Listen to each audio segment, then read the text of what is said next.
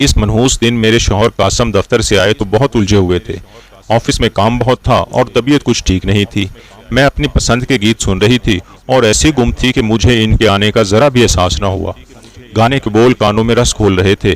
انہوں نے جھنجھلا کر اسپیکر زمین پر دے مارا اور غصے سے کہا، میرے ابو کی کافی زمینیں تھیں جس کی وجہ سے ہمارے گھر کا انتظام بہت اچھا چل رہا تھا۔ زمینوں سے ہمیں بہت ساری آمدنی ہو جاتی تھی اور ہم خوش و خرم زندگی گزار رہے تھے۔ اچانک ہماری زندگیوں میں ہلچل مچ گئی۔ ابو کی کار کا ایکسیڈنٹ ہو گیا اور وہ جاں بحق ہو گئے۔ اس وقت میں سب سے بڑی تھی۔ میری عمر 13 سال تھی اور 9ویں جماعت میں پڑھتی تھی۔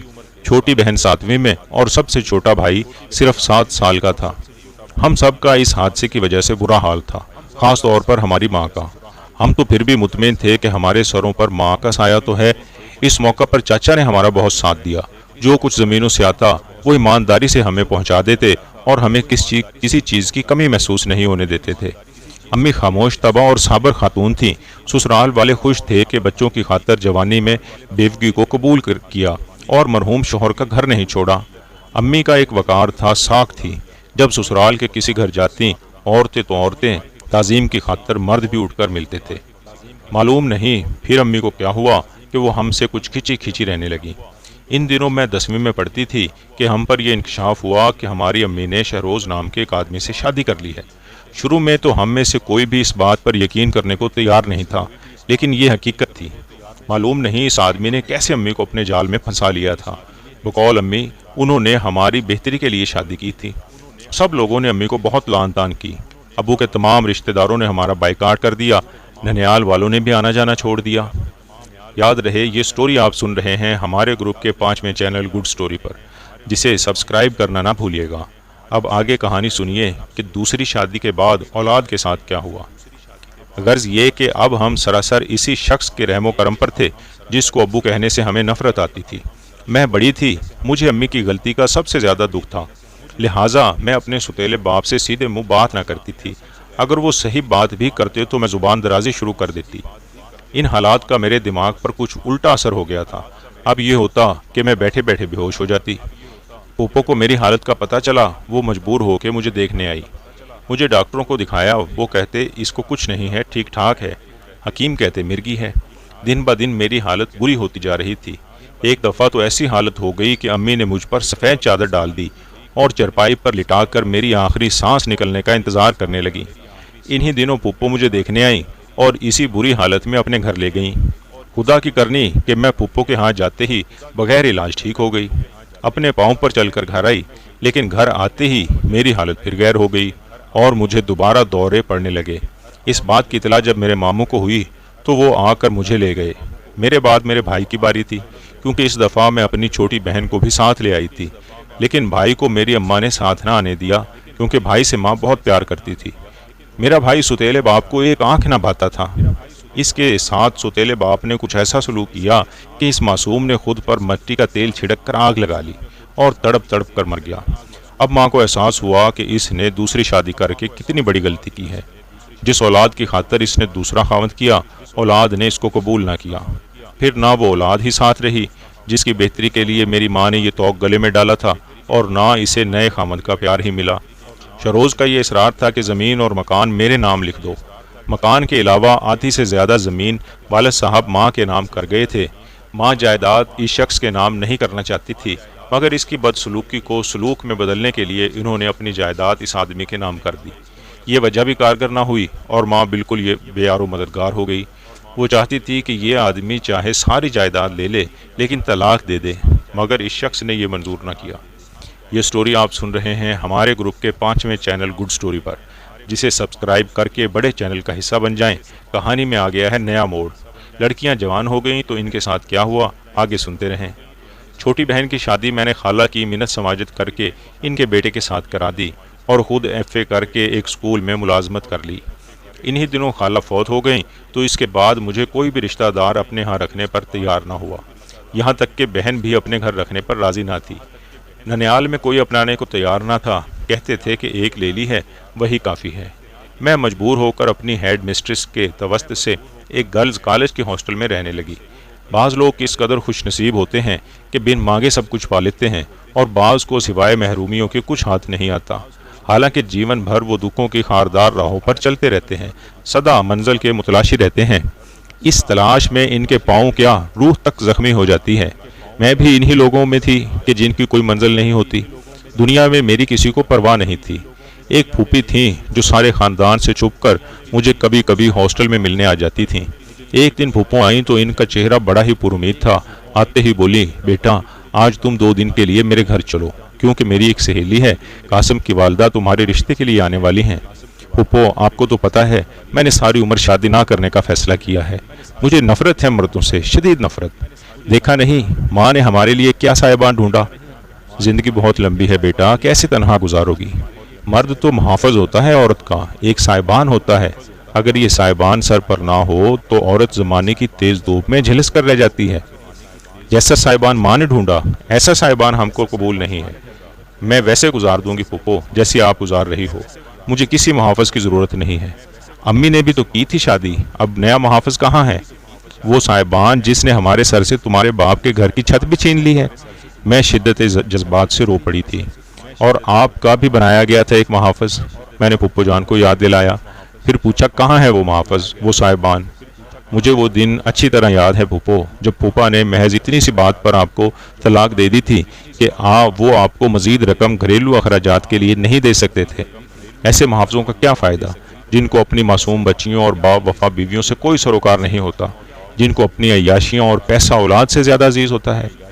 پھوپھو کو بھی پھوپھا نے 10 سالہ رفاقت اور محبت کا صلہ طلاق کی صورت میں دے دیا تھا، اور اپنی کمسن جواں سال سیکٹری سے بیاہ کرنے کی خاطر بہانے سے طلاق دے دی تھی۔ انہوں نے طلاق دیتے وقت یہ بھی نہ سوچا کہ میری 2 معصوم بچیوں کا کون محافظ ہوگا، کون ان کے سر پر دست شفقت رکھے گا، کون ان کی پرورش کرے گا۔ انہوں نے ان سب کو اپنی زندگی سے اس طرح نکال پھینکا تھا جیسے ان کا کوئی تعلق نہیں تھا۔ اس کے بعد میری پھوپھو اور ان کی بچیاں بھی چچا کے گھر پناہ لینے پر مجبور ہو گئیں، اور آج تک یہی ان کی ذمہ داری اٹھائے ہوئے تھے۔ جن دنوں پھوپھو مجھے اپنے ساتھ لے گئیں، میری پھوپھی ذات بہن راحلہ بہت دکھی لگتی تھی۔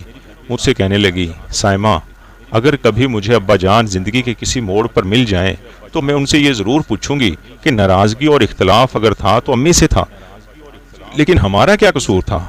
کیا بگاڑا تھا ہم نے آپ کا، جس کی آپ نے یہ سزا دی کہ میرے سر سے سائبان ہی چھین لیا؟ دراصل وہ یہ سمجھا رہی تھی کہ تم تو ستیلے باپ کی ستم ظریفی پر رو رہی ہو، ہمیں دیکھو ہم سگے باپ کی سنگ دلی کا نشانہ بن گئے ہیں۔ تبھی مجھے اور بھی زیادہ مرد حضرات سے نفرت محسوس ہوئی جب میں نے فیصلہ کیا کہ پھوپھو جان میں ہرگز شادی نہیں کروں گی۔ سب مرد ایک جیسے نہیں ہوتے، بیٹی قاسم بہت اچھا لڑکا ہے، تم مان جاؤ، میری بچیاں اپنے ماموں کے سائے میں ہیں، ان کے رشتے کہیں نہ کہیں ہو ہی جائیں گے، لیکن تم تنہا رہتی ہو، تمہارا رشتہ ہونا بے حد مشکل ہے۔ وہ دیر تک مجھے سمجھاتی رہیں کہ تم نے مرد کا صرف ایک رخ دیکھا ہے، مان جاؤ میری بیٹی۔ پھوپھو نے منت سماجت کی تو میں ان کی خوشی کی خاطر مجبور ہو کے ان کے ساتھ چچا کے گھر آ گئی۔ اگلے دن قاسم کی امی آئیں، مجھے دیکھا اور پسند کر لیا۔ پھر شادی کی تیاریاں زور و شور سے ہونے لگیں۔ وہ اپنے والدین کا اکلوتا بیٹا تھا۔ وہ دن بھی آ گیا جب چچا اور پھوپھو کے سمجھانے پر میں دلہن بنی اور رخصت ہو کر قاسم کے گھر آ گئی۔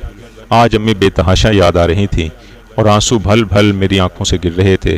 کاش اس وقت وہ مجھے دلہن بنا ہوا دیکھتی، اپنے ہاتھوں سے رخصت کرتی، لیکن میں تو تھی ہی بدنصیب کہ اس اہم موقع پر نہ باپ کا ہاتھ سر پر تھا اور نہ ماں کی دعائیں لے سکی تھی۔ شادی کے چند ہفتے تو سیر و تفریح میں گزر گئے۔ پہلی بار خوشی اور سکون کی ایک جھلک دیکھی تھی۔ قاسم واقعی بہت اچھا شوہر ثابت ہوا تھا۔ ساس، نندیں، سسر سب ہی حسن سلوک سے پیش آ رہے تھے۔ اتنی خوشی مل جانے کے باوجود ماضی کی اداسی اب بھی کسی وقت مجھ پر اچانک یلغار کر دیتی تھی، جب میں دکھی ہو جاتی اور ان لمحات کو بھلانے کے لیے درد بھرے گیت سنتی۔ اور یہی ایک بات میرے شوہر کو ناگوار گزرتی تھی۔ وہ کہتے تھے کہ سائمہ آخر تم یہ غمگین گانے کیوں سنتی ہو؟ جب خوشیوں سے بھری زندگی مل گئی ہے اور میں بھی تمہارا ہوں تو پھر زندگی سے بھرپور خوشیوں بھرے گیت سنو۔ جب بھی وہ یہ شکوہ کرتے میں یہی جواب دیتی کہ مجھے یہ علمیہ گانے اچھے لگتے ہیں، ان سے میرے دل کو سکون ملتا ہے، تو وہ چپ ہو جاتے تھے۔ اس منحوس دن بھی قاسم دفتر سے واپس آئے تو بہت الجھے ہوئے تھے۔ آفس میں کام بہت تھا اور طبیعت بھی کچھ ٹھیک نہیں تھی۔ میں کام وغیرہ سے فارغ ہونے کے بعد اپنی پسند کے گیت سن رہی تھی اور ایسی گم تھی کہ مجھے ان کے آنے کا ذرا بھی احساس نہ ہوا۔ گانے کے بول میرے کانوں میں رس کھول رہے تھے۔ کیا بکواس ہے یہ؟ قاسم نے جھنجھلا کر سپیکر زمین پر دے مارا۔ 1000 بار کہا ہے مت سنا کرو ایسے گانے۔ مگر تمہیں کب میری باتوں کی پرواہ ہے؟ نہ جانے کون سا دکھ ہے تمہیں، کون جدا ہو گیا ہے تم سے، جس کی یادوں میں اس قدر درد بھرے گانے سنتی رہتی ہو؟ میں ان کے انجانے خدشوں پر حیران تھی۔ یہ کیا کہہ رہے ہیں، کیا سوچتے ہیں جب میں اپنی پسند کے گانے سنتی ہوں؟ حالانکہ میرے ماضی بے داغ آئینے کی مانند شفاف تھا، اور اس پر بھی کسی مرد کا نام تو کیا شبیہ تک نہ پڑی تھی، اور وہ تھے کہ آج آپے سے باہر ہو کر چلا رہے تھے۔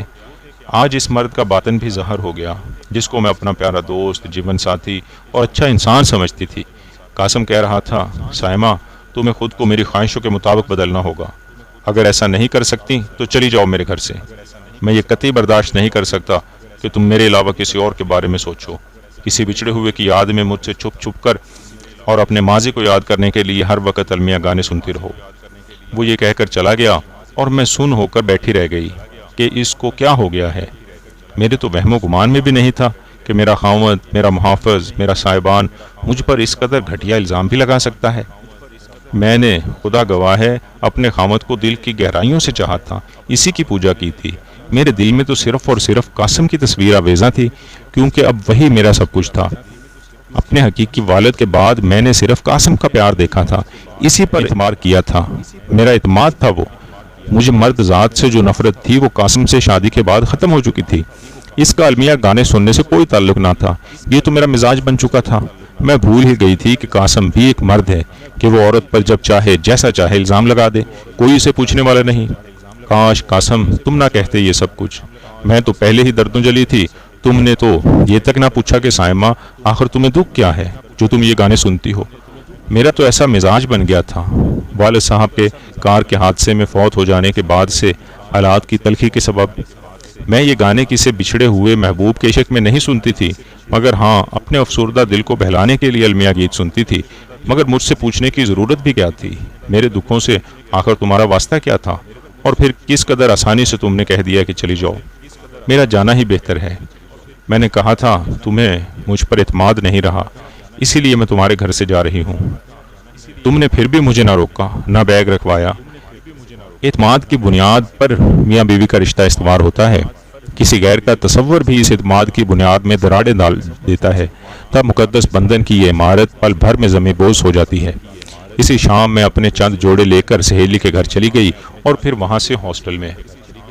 میں قاسم کو یہ باور ہی نہ کروا سکی کہ اپنے بچپن کی باتیں، اپنے مرحوم باپ کی شفقت سے محرومی کا احساس ماضی میں مجھ پر اس قدر گہرا تھا کہ میں دنیا کی تمام دلچسپیوں سے کٹ کر رہ گئی تھی۔ اس وجہ سے میں المیہ گانے سنا کرتی ہوں۔ ایک بار پھر آپ کو بتاتے چلیں کہ یہ کہانی آپ سن رہے ہیں ہمارے گروپ کے 5ویں چینل گڈ سٹوری پر، جسے سبسکرائب کر لیں تو ہم آپ کے بہت شکر گزار ہوں گے۔ سٹوری اپنے اختتام کی طرف بڑھ رہی ہے، جس میں آگے سنیے کہ کس طرح سائمہ نے ایک زندگی کا بہترین چانس کس طرح ضائع کر دیا۔ ہاسٹل آ کر بھی میں کتنے ہی دن قاسم کی منتظر رہی کہ ایک دن اس کو جب اپنی غلطی کا احساس ہوگا تو وہ مجھے ضرور لینے آئے گا، مگر وہ نہ آیا۔ کچھ عرصہ خاموش رہی، پھر طلاق آ گئی اور میں اپنے تصورات دل میں دفن کر کے ہمیشہ کے لیے ہاسٹل کی ہو گئی اور اپنی محرومیوں سے سمجھوتا کر لیا۔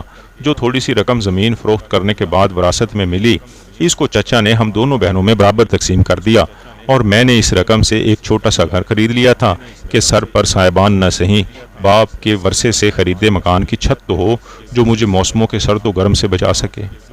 5 برس تک میں تنہا زندگی کے سرد و گرم سہتی رہی۔ اسکول میں دوبارہ ملازمت مل جانے سے مجھے کچھ سکون نصیب ہوا۔ سوچ بھی نہ سکتی تھی کہ زندگی میں ایک بار پھر کوئی خاموش طوفان آئے گا۔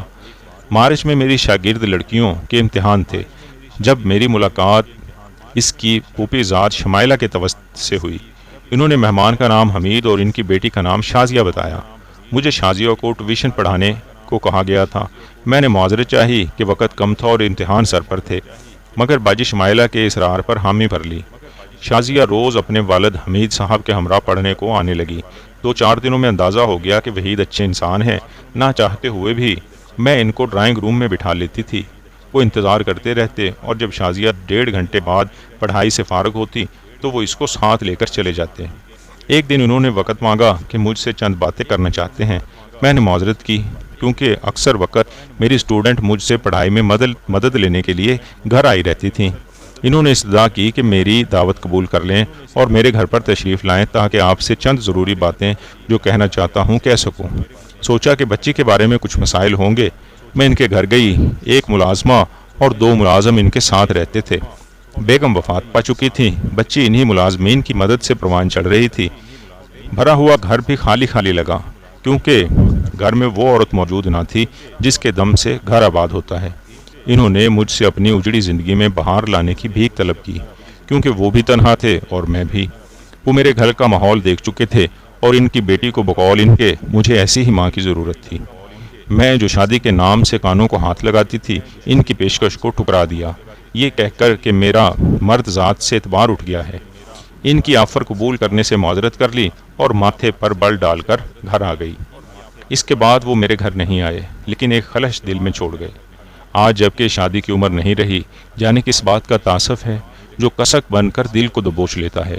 شاید آنے والے بڑھاپے میں مزید تنہائی کا خوف، یا اولاد سے محرومی کا احساس، یا پھر نہیں جانتی اس جذبے کو کس شے کا نام دوں۔ لیکن کبھی کبھی یہ لگتا ہے کہ ایک بار پھر بہار نے دستک تو دی، مگر میں نے اس کو اپنی بے وقوفی کی وجہ سے کھو دیا۔ کیا خبر اگر میں حمید پر اعتبار کر لیتی اور گھر بسا لیتی، شازیہ کو ممتا کا پیار دیتی، خدا مجھے بھی ماں کے درجے پر فائز کر دیتا۔